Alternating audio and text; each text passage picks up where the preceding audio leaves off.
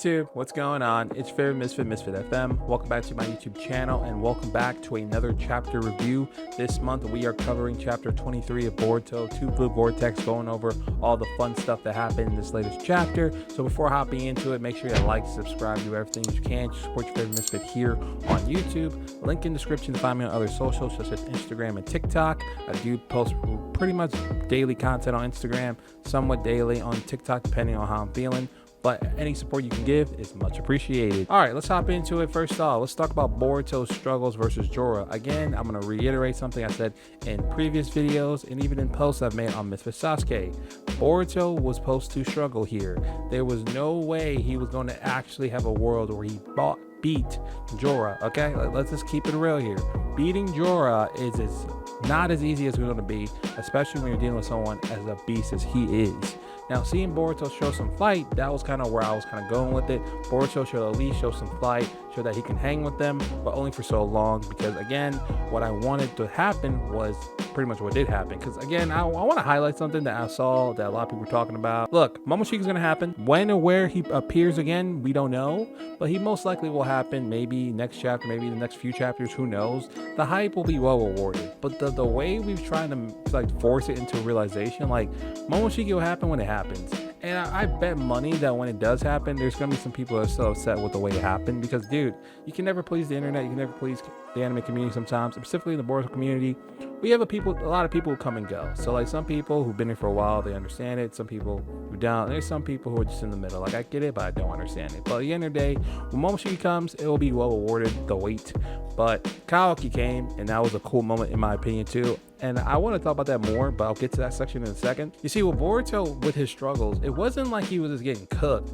Like, he started off pretty strong, and then obviously in this chapter, it just kind of prolonged the fight even more and showcased, like, over time, Boruto is not going to be meant to be able to hang on for too long. It was only meant to be a distraction long enough for Boruto's friends to get away so that they can get the throwing soul barbs to the respective people they need to go to. So in this case, the Sand siblings are heading, well, the new Gen Sim siblings, excuse me, they're heading off to make sure they can get their friend Shinki out, and then for Konohamaru and Mitsuki, they're regrouping and figuring out some stuff as well. So Boruto's struggles were well rewarded. It paid off, but obviously in the prediction of futures that Kashin saw through his ability prescience, he saw this man dying, which almost did happen, but it didn't, thankfully, because Kawaki finally returned and he looks damn good doing it, and I'm so happy for him.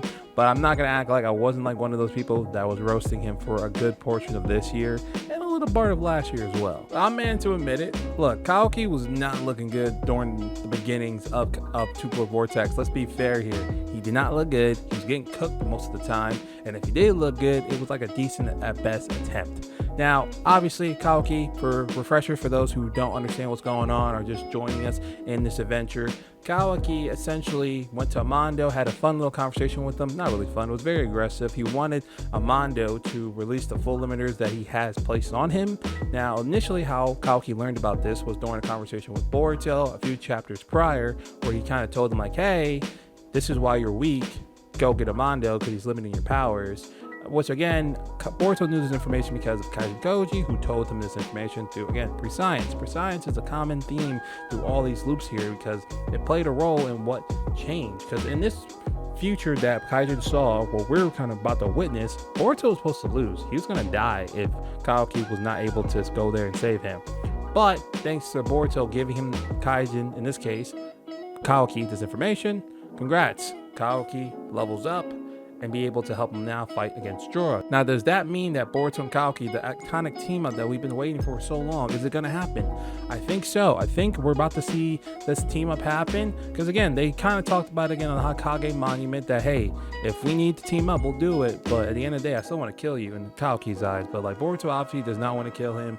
Boruto just wants to settle the brother dispute and just beat him up, give him that talk no jutsu and figure things out. I have a weird feeling that might not work out to Boruto's liking, but who knows? Because again, when it comes to this anime, comes to this manga specifically, we don't know what will happen, and it's the beauty of it, and I always enjoy those type of things. But seeing Kawaki make his appearance, doing his awesome stuff with his way he kind of took his iconic staff that we've seen him in multiple little cover arts and drawings, now actually see him use it in the manga, it's pretty cool to see. And again, the entrance was cool. I know a lot of people were comparing how he entered a fight versus how Boruto first entered a fight when he came in. I think it was the first chapter versus Code when he stomped him on his face versus how Kawaki just stabbed his staff through George's eye. I mean, yes, they're both cool. I'm not gonna compare them. Like, they both have their own little tier of like how cool they look. Like, if I had to pick which one was better, I mean, I'm not really partial into that. Like, to each their own. I don't really care. I know some people in the community care about that stuff. I don't. Either way, I just like how Kawaki made his appearance.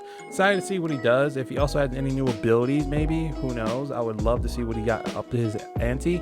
I do want to also get clarification. Can he teleport now, or was he like just flying in type thing? Because that would be interesting if he can like teleport and stuff like that. Because like that's a new domain in my opinion. But if he can teleport, interesting. But if he just like flew in and just stabbed him, something like that, cool. But I'm just curious on, you know, if he has a teleportation ability or not.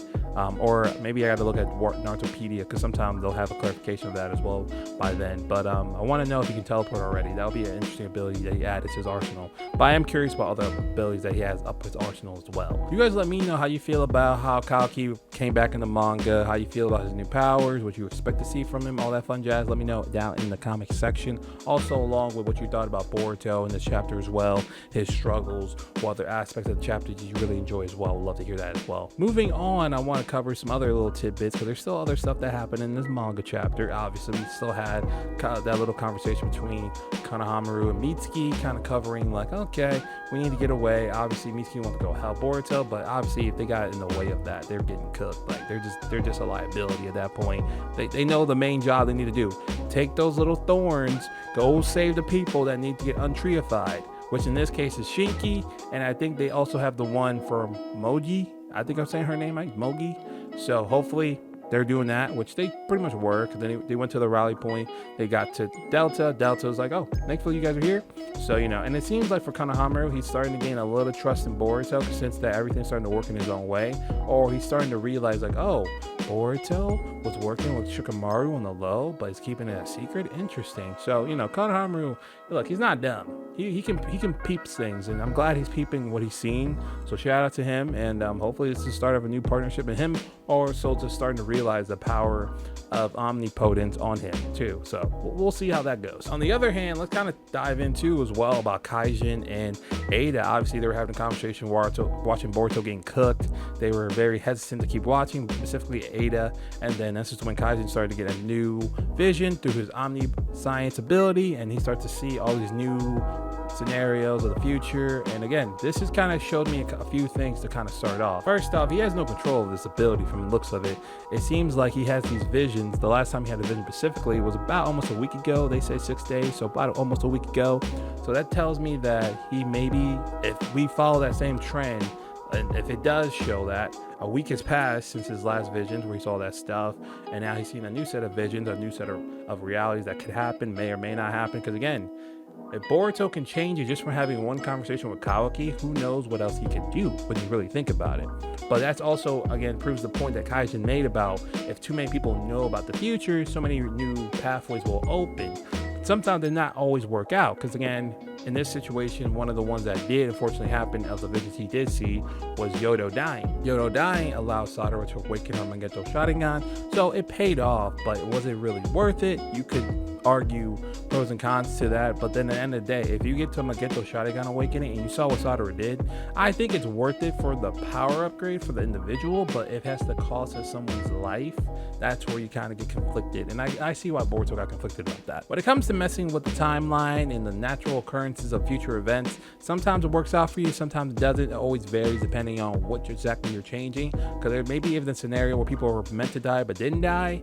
It can maybe extend their life for so long, but usually fate has a weird way of coming right back at you. So hopefully in this case, Boruto, what he did with Kawaki specifically, doesn't come back to bite him behind, but I doubt it. I really doubt it. I feel like that could set up a weird chain of events, but we'll see. When you pay attention to Kaijin's visions that he was seeing, you see a few notable characters that you haven't seen in a minute who are probably getting patched up at the moment. For example, you saw Inojin in one clip. He looks like he's in some place on some battlefield somewhere. You saw Buzz Clone potentially fighting, I think it was Daemon. You also saw Himawari and some other prominent characters. And and Sadara as well coming back, and looks like she had her Sharingan on, from my understanding as well, from my memory. But you saw a lot of potential routes of things that could happen.